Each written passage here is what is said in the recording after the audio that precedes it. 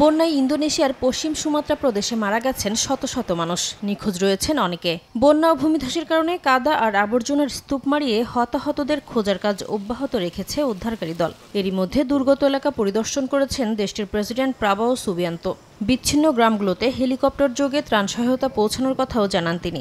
দেশটির দুর্যোগ ব্যবস্থাপনা সংস্থা বলছে, ভয়াবহ এই বন্যায় 28,000-এর বেশি বাড়িঘর পানিতে তলিয়ে গেছে। এতে ক্ষতিগ্রস্ত হয়েছেন 14 লাখ মানুষ।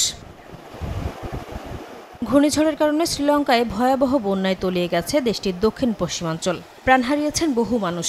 গ্রামের পর গ্রাম পানির নিচে থাকায় বাসিন্দাদের সরিয়ে নেওয়া হচ্ছে নিরাপদ স্থানে। বন্যার ভয়াবহতায় দেশটিতে জরুরি অবস্থা জারি করেছে সরকার। এদিকে শ্রীলঙ্কা সরকারের আন্তর্জাতিক সহায়তার আহ্বানে সাড়া দিয়ে এরই মধ্যে বাংলাদেশ, ভারত, পাকিস্তান ও জাপানের উদ্ধারকারী দল দেশটিতে পৌঁছেছে।